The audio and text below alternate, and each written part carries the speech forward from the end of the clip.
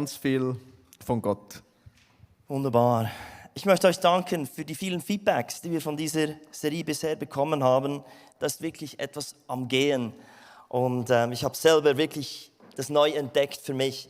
Ich lade euch ein, für die Lesung des Predigttexts heute aufzustehen und wir lesen ihn zusammen laut. Ist das okay? Wir gehen in den Psalm 126. Da steht Folgendes geschrieben und wir versuchen es schön langsam zusammen zu lesen. Als der Herr uns aus der Gefangenschaft nach Zion zurückkehren ließ, da war es uns, als träumten wir. Wir lachten und jubelten laut vor Freude. Sogar unter den anderen Völkern sagte man, der Herr hat Großes für sie getan. Ja, Großes hat der Herr für uns getan.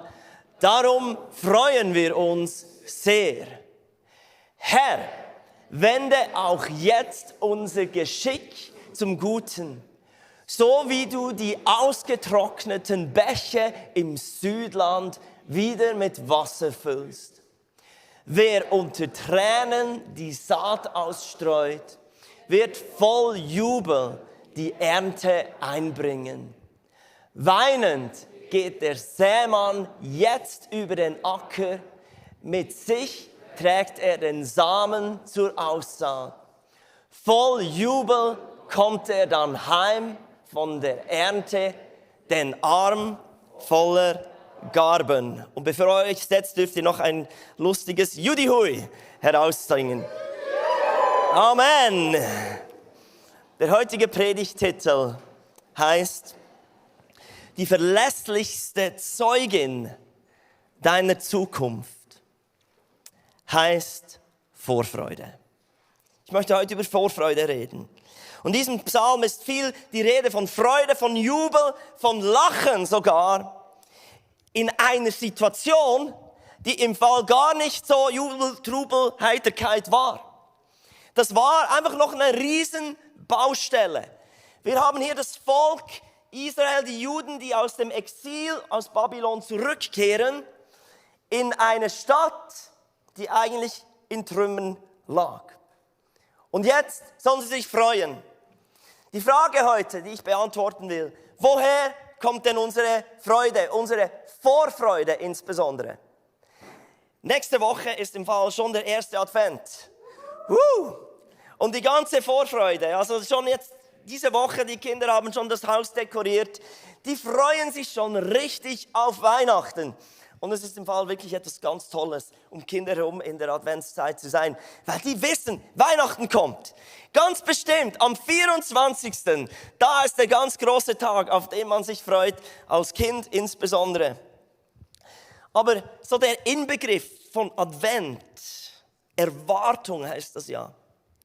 Erwartung ist diese Vorfreude, dass in uns, wow, es wird etwas Gutes kommen. Der Inbegriff in der Bibel, wo das wirklich so schön gezeigt wird, was eigentlich eine Vorfreude bedeutet, ist, als Maria, die schwangere Maria, zu Elisabeth nach Hause kam.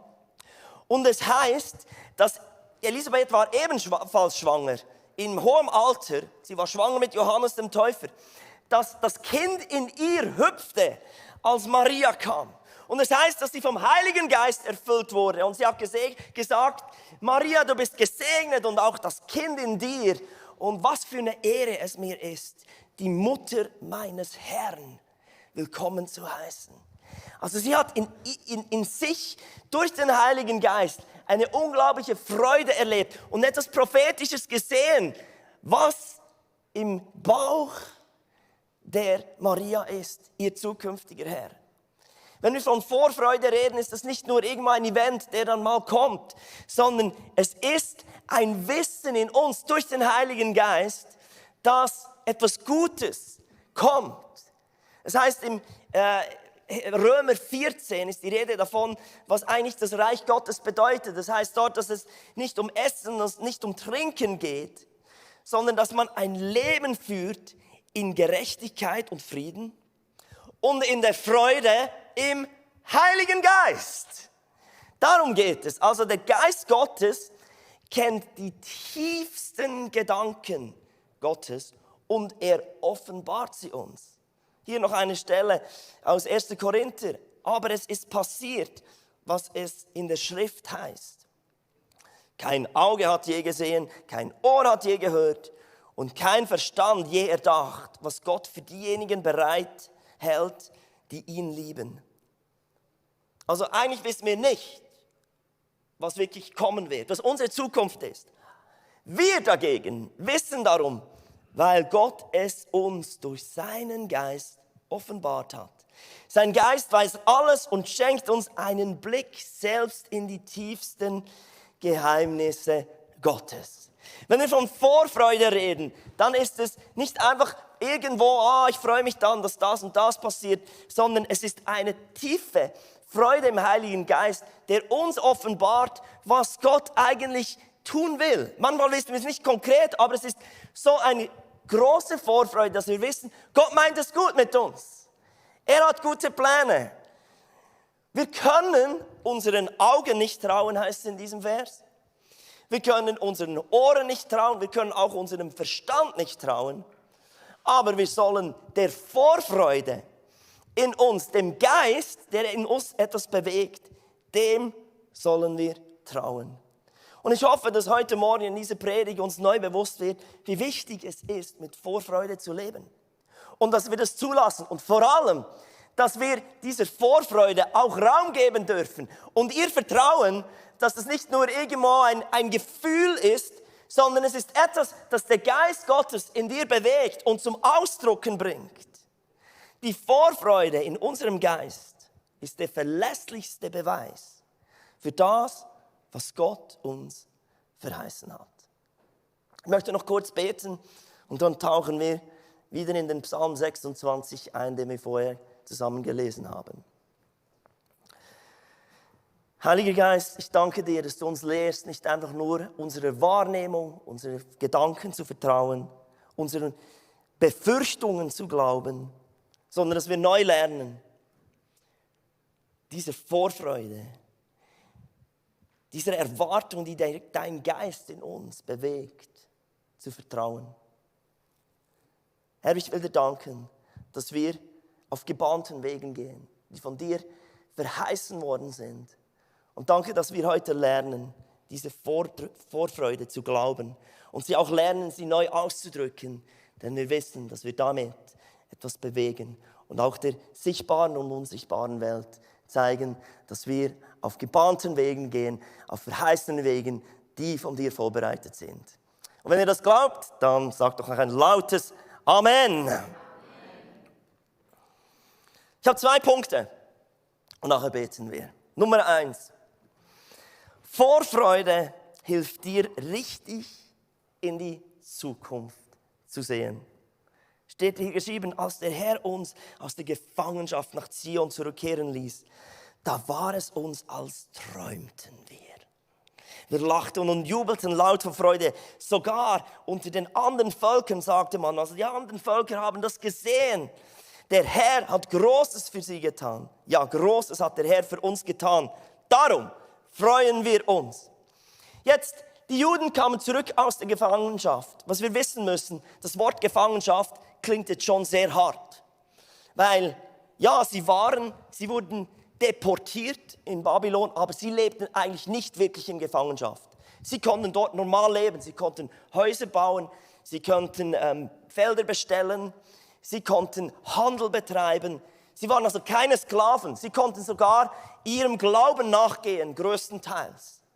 Also es war jetzt nicht so wie in Ägypten, wo sie versklavt wurden, sondern sie waren eigentlich im Exil. Und so schlecht ging es ihnen denn auch nicht dort, den Juden. Man sagt, dass rund 2 Millionen Juden im Persischen Reich lebten. Und nur ungefähr oder sogar weniger als 50.000 kehrten dann zurück, als Kyrios, der persische König, aus dem Blauen heraus plötzlich sagte, da hat Gott sein Herz bewegt, ich möchte, dass die Juden zurückkehren können. Er hat ein Dekret erlassen. Er hat ihnen sogar die Mittel gegeben, um den Tempel wieder aufzubauen in Jerusalem. Nur knapp 50.000 gingen zurück von den 2 Millionen. Die anderen haben sich wahrscheinlich Folgendes überlegt. Wieso sollte ich mein gutes Leben in Babylon verlassen? In eine Stadt, die in Ruinen liegt. Zu Feldern gehen, die total verwuchert sind. Wieso sollte ich noch die ganze Arbeit auf mich nehmen? Aber jetzt die paar Leute, die zurückkamen, die hatten eine Vorfreude und die freuten sich auf das. Obschon sie wussten, die Mauern sind zerfallen. Der Tempel ist nicht fertig gebaut.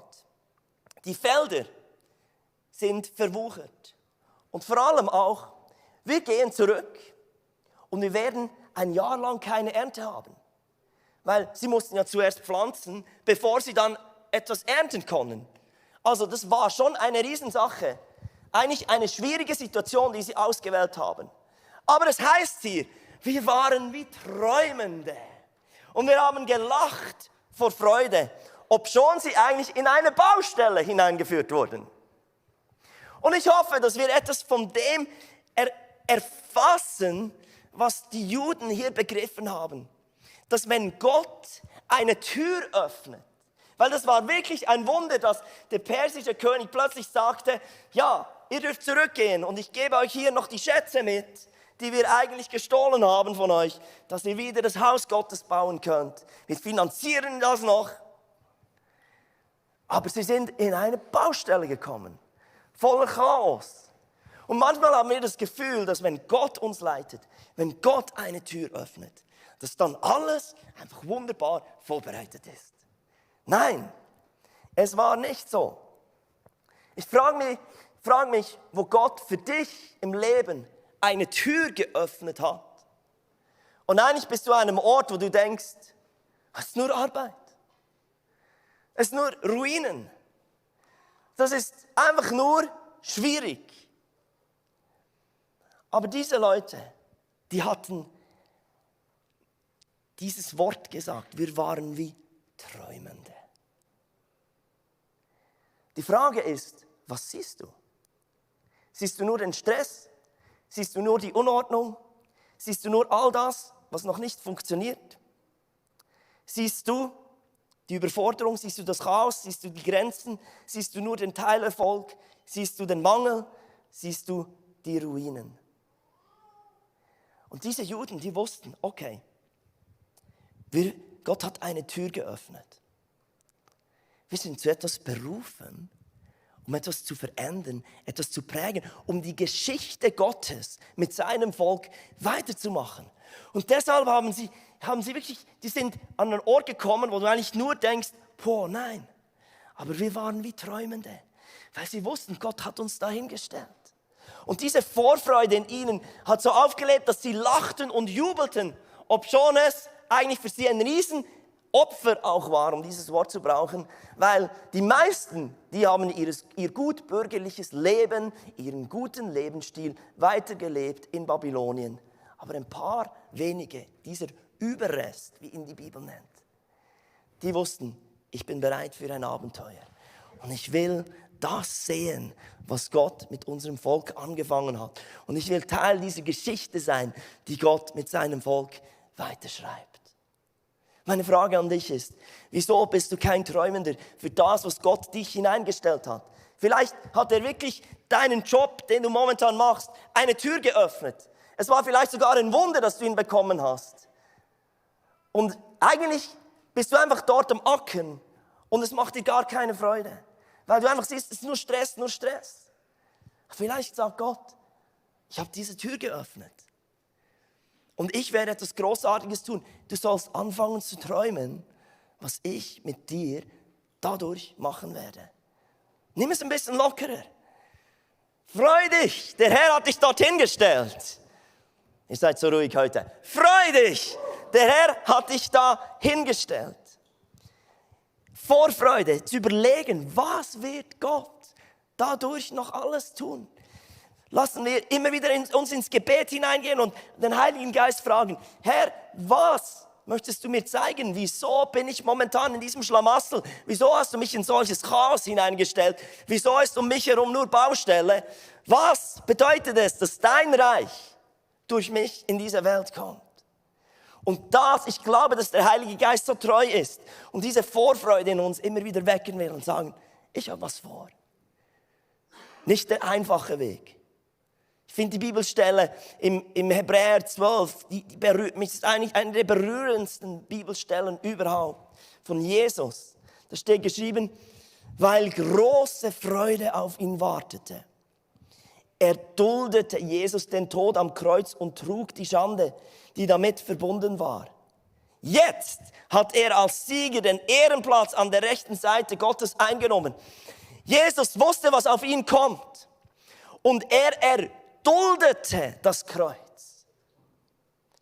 Aber wieso konnte er es erdulden? Wieso sagt er, ja, nee, das mache ich nicht? Weil eine große Freude auf ihn wartete. Er sah das Kreuz, aber hinter dem Kreuz war die große Freude. Und weißt du, was die große Freude war? Das warst du. Er sah dich als eine befreite, vergebene Person, die jetzt eine Beziehung mit Gott haben kann. Und weil er das sah, die Vorfreude in ihm, sagt er, ich kann dann auch diese Zeit erdulden und nicht einfach miserabel sein, sondern ich tue es mit Freude. Ich glaube, der Heilige Geist möchte dir immer wieder zeigen, dort, wo du etwas am Erdulden bist. Ist okay, danke. Wo du am Erdulden bist, es gibt eine Freude, die er dir schenken möchte. Und diese Freude soll dir die Kraft geben, die Vision, den Blick, wie es weitergeht in deinem Leben. Und dann kommt in diesem Text im Vers 4 so ein Übergang. Herr, wende auch jetzt unser Geschick zum Guten. So wie du die ausgetrockneten Bäche im Südland wieder mit Wasser füllst. Also die Situation ist wirklich, die waren jetzt da in Jerusalem und es war schwierig. Und sie beten zu Gott und sagen, Herr, greif ein, nochmals. Das war noch nicht, die sind nicht angekommen. Und trotzdem freuten sie sich schon, aber sie hatten dieses Gebet gesprochen. Herr, greif nochmals ein. Und was mich echt berührt, ist dann Vers 5 und 6. Weil es ist manchmal zu einfach, alles von Gott zu erwarten. Und viele von uns werden von Gott enttäuscht, weil wir eigentlich nur hoffen, dass Gott ein Wunder tut. Aber man kann auch Gott ohne Wunder vertrauen. Man kann auch ihm vertrauen, dass seine Prinzipien funktionieren. Und eines seiner Prinzipien ist, dass Saat und Ernte immer bleiben werden. Und das hat diese Menschen wirklich dann wie aufgerüttelt und haben gesagt, okay, wir stehen vor Ruinen, wir stehen vor verwüsteten Feldern. Wir haben nicht viel, aber das, was wir mitgenommen haben, die mussten eine Entscheidung treffen. Essen wir jetzt gut oder sind wir bereit, ein Opfer zu bringen, für ein paar Monate unten durchzugehen, weil wir wissen, das Saatgut, das wir mitgebracht haben, mit dem machen wir jetzt nicht einfach Brot und haben eine gute Zeit, wo es sowieso schon hart ist, sondern wir wählen nochmals ein Opfer und wir säen in das hinein. Mein zweiter Punkt heißt, Vorfreude hilft dir richtig in die Zukunft zu säen.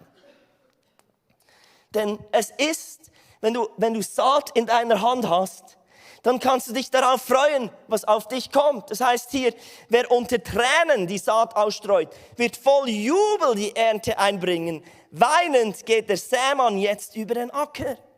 Mit sich trägt er den Samen zur Aussaat. Voll Jubel kommt er dann heim von der Ernte, den Arm voller Garben. Und wenn es hart war für diese Juden, die aus dem Exil kamen und wussten, okay, wir haben nicht Saat zum Ausstreuen und wir haben nicht Saat, die wir zu Brot machen können.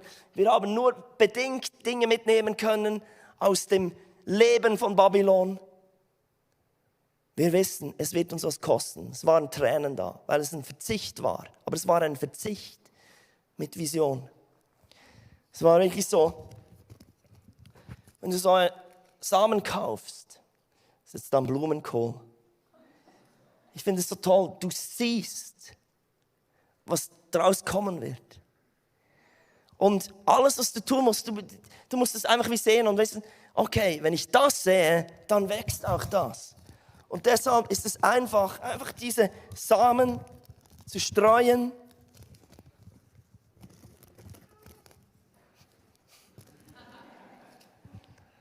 Weil ich genau wusste,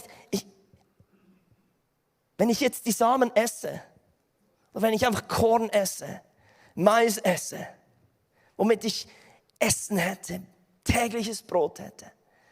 Nein, die konnten sich freuen und wissen, wenn ich das sehe, dann wird eine Ernte kommen. Wir müssen wirklich etwas wissen, dass wenn wir sehen wollen, was Gott verheißen hat, die Zukunft, die für uns ist, der beste Zeuge in deinem Leben, für das es wirklich kommen soll, ist die Vorfreude, die der Heilige Geist schenkt. Und eine solche Vorfreude kommt, wenn wir säen. Es hilft uns dann mit Vision zu säen. Ich liebe diese Bibelstelle, die Jesus erzählt im Gleichnis von Markus 4. Da sagt Jesus, mit dem Reich Gottes, so erklärte Jesus weiter, ist es wie mit einem Bauern, der die Saat auf seinem Acker ausgestreut hat.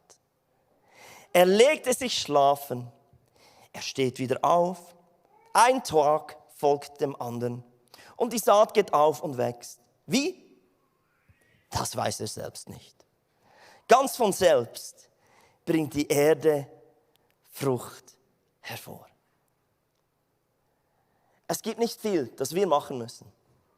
Die einzige Verantwortung, die wir haben, um das Reich Gottes in Bewegung zu bringen, um Gott in Bewegung zu bringen, ist ein Sämann, eine Säfrau zu sein. Das ist alles. Die einzige Aufgabe, die wir haben, wir müssen nicht wählen unbedingt, wohin wir pflanzen. Weil Gott ist so verschwenderisch mit dem Samen, den er hat. Es gibt das Gleichnis von den 4 verschiedenen Äckern, mit Disteln und mit Steinen und so. Gott hat genug. Und er hat dir auch genug gegeben. Aber wenn wir aufhören zu säen, werden wir nie etwas in Bewegung bringen. Und das ist das, was die Juden, die zurückgekehrt sind, das hat sie bewegt. Und sie haben, ja, es hat sie was gekostet, aber die Vorfreude dazu, weil sie sehen konnten, was Gott tun will in ihrem Leben. Sie sahen, dass es eine Ernte geben soll, die reich ist. Dass sie mit vollen Garben, mit vollen Armen zu Hause kommen, mit Garben in ihren Armen. Das hat sie bewegt. Und es ist so wichtig, dass wir in dieser Vorfreude leben. Wir, egal wo wir hingehen, wir sollen immer wieder säen. Und das sollte uns mit Freude erfüllen. Wisst ihr, es gibt einen Unterschied zwischen bezahlen und säen. Wir bezahlen für die Dinge, die wir bekommen oder bekommen haben. Aber wir säen für die Dinge, für die wir glauben werden. Jetzt im Reich Gottes gibt es kein Bezahlen. Du bezahlst nicht deinen Zehnten. Gibt's nicht. Du bezahlst nicht, dass du irgendwie Teil von etwas sein kannst. Sondern im Reich Gottes ist unsere Aufgabe einfach zu säen, im Glauben. Weil Jesus hat den Preis schon bezahlt. Also du musst hier nichts bezahlen. Aber wir sind Träumende. Und wir sind Beschenkte, wo Gott etwas gesagt hat, ich gebe dir etwas. Und jetzt darfst du es im Glauben säen. Es gibt einen Unterschied zwischen dienen und säen. Manchmal sagen wir einfach, okay, ich diene. Aber es geht nicht darum, dass wir einfach dienen. Es geht darum, dass wir säen. Es geht nicht darum, dass wir einen Job erledigen. Ich habe es auch noch gemacht, ich helfe auch noch irgendwo in der Kirche mit. Es geht nicht darum, sondern es geht darum, dass wir in etwas hineinsehen, dass sich etwas entwickelt, dass sich Menschen entwickeln, dass Menschen gestärkt da rausgehen. Es gibt einen Unterschied zwischen gehen und säen. Ich möchte uns sagen, wir gehen im Fall nicht in die Kirche. Du gehst auch nicht in die E-Group, die Kleingruppe. Und wir gehen auch nicht an eine Konferenz, wir gehen da nicht in die Schaut nach Mainz. Wir säen in diese Konferenz, weil wir glauben, dass wir investieren etwas. Weil wir glauben, dass Gott daraus etwas tun will. das größer ist als das, was wir bisher sehen. Wir treffen uns nicht einfach, sondern wir säen in unsere Begegnungen, in denen wir sind. Denn wenn wir einfach uns treffen, dann wäre das hier ein Programm. Aber der Gottesdienst ist keine Versammlung. Es ist ein Investment, gegenseitig. Weil du weißt nicht, der Nachbar, der neben dir sitzt, was der durchgemacht hat diese Woche. Und wir haben die Möglichkeit, in das hineinzusehen und wissen, ich kann die Person ermutigen. Ich kann sie umarmen. Ich kann ein Lächeln geben, das Freude bereitet. Ich gehe im Fall auch nicht runter auf die Toilette. Ich sähe in die Toilette. Einfach, dass ihr das mal wisst. Ich schaue, dass sie besser aussieht, wenn ich gehe, als ich sie angetroffen habe. Weil ich bin auch die Reinigungskraft, nicht der Konsument. Diese Haltung, aber es ist nicht ein Müssen, sondern es ist eine Freude, die wir haben können. Während die Verwandten und Freunde von diesem Überrest, der nach Babylonien ging, ein sicheres, bequemes, geregeltes Leben führte, war der Überrest, der nach Babylon zog, auf einem himmlischen Abenteuer. Und sie wussten, wir sind Teil dieses auserwählten Volkes. Wir sind Teil von Gottes Geschichte. Wir haben die Möglichkeit, die Stadt Davids wieder aufzubauen. Wir haben die Möglichkeit, den Tempel weiterzubauen, der in Ruinen steht. Was für eine Freude. Und es hat etwas mit diesen zwei Dingen zu tun. Dass wir Träumende sind und Vertrauende. Träumende, dass wir anfangen, die Dinge zu sehen. Und das weckt in uns etwas. Eine Kraft, eine Freude, eine Vorfreude, die uns Energie gibt. Auch wenn es nur nach Arbeit, nach Baustelle, nach Chaos, nach Unordnung, nach Stress aussieht. Und was wir Vertrauende sind, die wir wissen, wir haben nicht viel. Wir haben nicht zu viel. Aber mit dem, was Gott mir anvertraut hat, darf ich etwas bewegen. Ich lade euch ein, aufzustehen.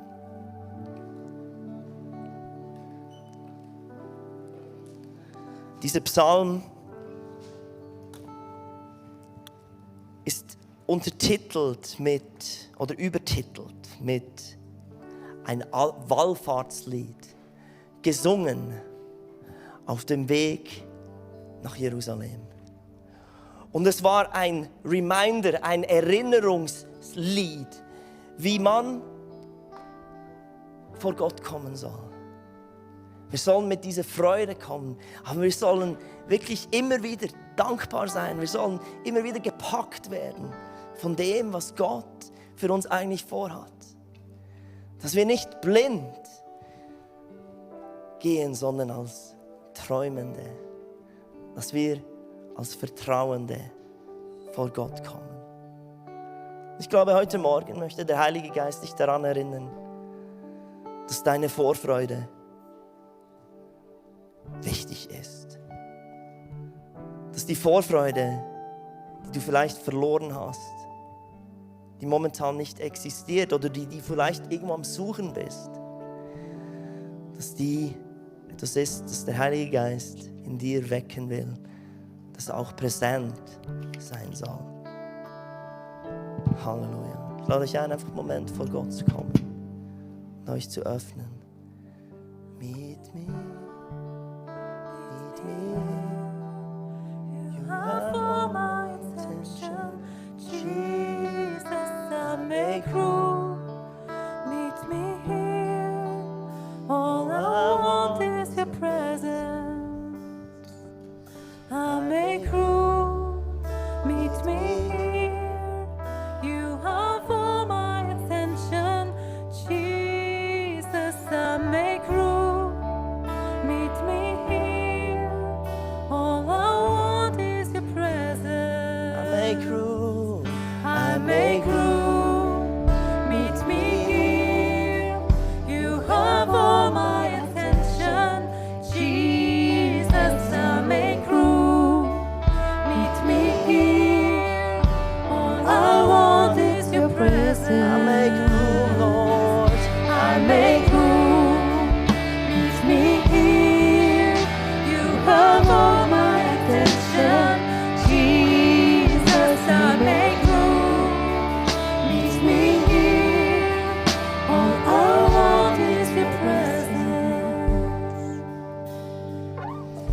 möchte für diejenigen beten, die aufgehört haben zu träumen.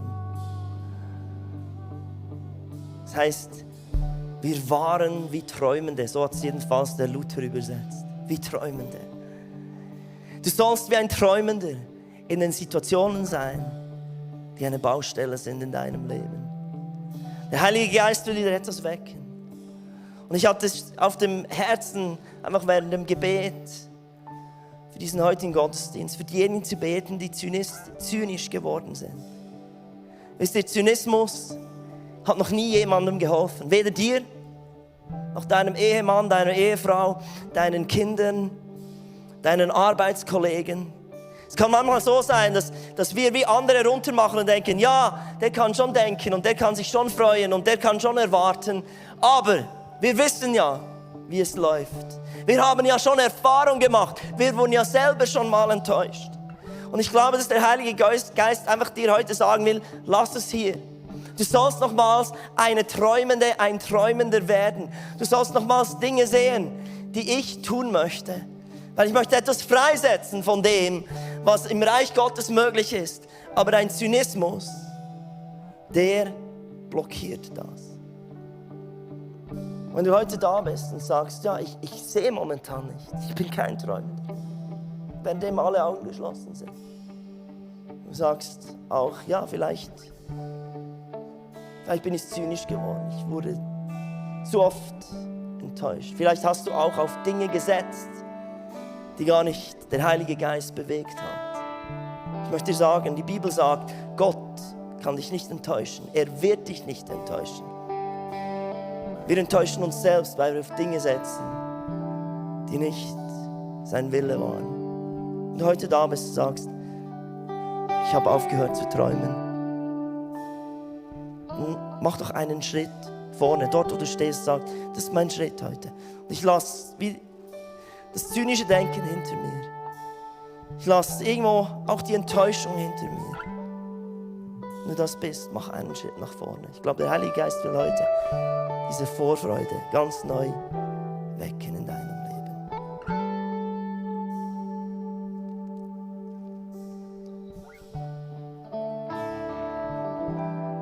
Und all das, was momentan schwierig ist, chaotisch ist, unordentlich ist, all das, was in deinen Augen vielleicht momentan schief läuft, sollst du wieder anfangen zu träumen, was für Gott möglich ist. Und verstehen, wieso er dich da hineingestellt hat. Nicht um dich zu stressen, sondern dir eine Freude zu schenken, eine Vorfreude auf das, was er durch dich freisetzen möchte. Du gehörst zu diesem berufenen Überrest, der etwas bewegen darf. Dieses Abenteuer leben darf. Mit Jesus.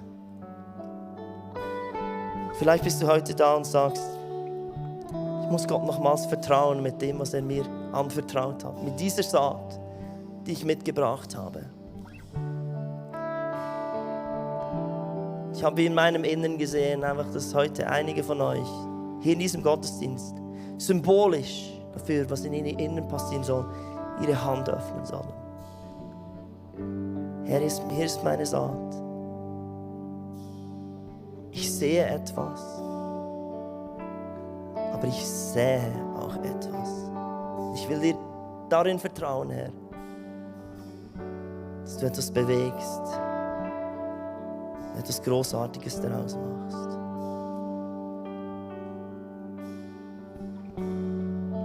Ich möchte, dass du ehrlich vor Gott kommst und werden dieses Lied weiter singen. Und an dieser Stelle möchte ich einfach den Livestream rüber ins Studio geben zu Luca, dass wir noch einen Moment vor Gott sind und wirklich sagen, wir brauchen diese Vorfreude, die du Hey, so gut, dass du heute eingeschaltet hast und bei uns im Livestream dabei warst.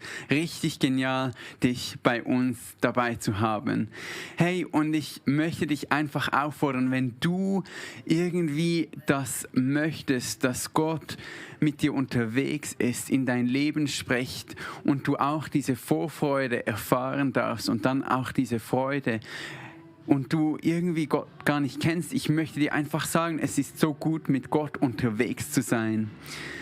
Denn wir dürfen uns wirklich freuen, weil Jesus hat so viel für uns getan. Gott hat seinen Sohn gesandt, Jesus Christus, auf diese Welt und hat uns den Weg frei gemacht, dass wir zu Gott kommen dürfen, als seine Söhne, seine Töchter, und mit ihm Gemeinschaft haben können. Und das ist einfach etwas wahrhaft Geniales, mit Gott Gemeinschaft zu haben. Und das erfüllt mich wahrlich mit Freude, weil ich jeden Tag zu Gott kommen darf und sehen darf, dass er gnädig ist, gütig ist und seine Liebe einfach so großartig mit uns teilt. Und das möchte ich dir einfach ans Herz legen, dass such diesen Gott. Suche ihn und lass ihn dich finden. Streck dich wirklich voll nach ihm aus und ich verspreche dir, du wirst ihn finden, weil Gott sagt in seinem Wort, wer sucht, der wird finden und wer anklopft, dem wird die Tür geöffnet. Und das möchte ich dir einfach zusprechen heute Morgen, dass du Gott finden darfst, ob du ihn schon lange kennst oder ob du ihn noch nicht kennst. Du darfst bei ihm anklopfen und er wird dir die Tür öffnen. Hey, so gut dich dabei zu haben, und wenn du uns noch nicht so lange kennst oder mit uns in Verbindung treten möchtest, dann fordere ich dich auf. Komm doch auf unsere Webseite auf www.equippers.connect und verbinde dich mit uns. Setz dich in Verbindung, dann kriegst du auch den Newsletter, wie wir anfangs gehört haben, und du kannst dich auch dort runterscrollen und du kannst dort sehen, dass du auch Gebetsanliegen anbringen kannst, wenn dir etwas speziell auf dem Herzen liegt, oder wenn du einfach mal bei uns vorbeischauen möchtest, dann ist das eine super Gelegenheit. Super. Hey, und ich möchte dich einfach in diese Woche hineinsegnen, dass du wirklich, wie Dan das auch gesagt hat, dass du eine Woche erleben darfst, wo diese Freude wieder in deinem Herzen aufblühen mag, wo du vielleicht Dinge ablegen kannst, die dich zynisch gemacht haben, die dich verunsichert werden ließen, und du einfach wieder in diese Freude eintauchen darfst, die Gott für dich bereithält. Hey, an dieser Stelle verabschiede ich mich von dir, vom Livestream, und möchte dir einfach alles Gute für die nächste Woche wünschen. Gottes Segen. Ciao zusammen.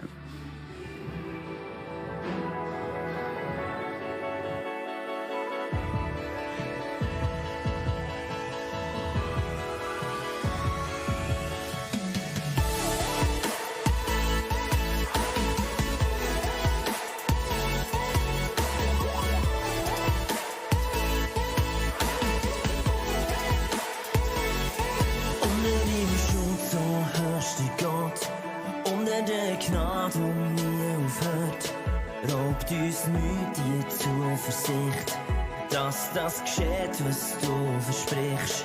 Unter der Führung von deinem Geist, unter deinem Wort, das nie versagt, herrscht in uns die Sicherheit, dass du Herr bist.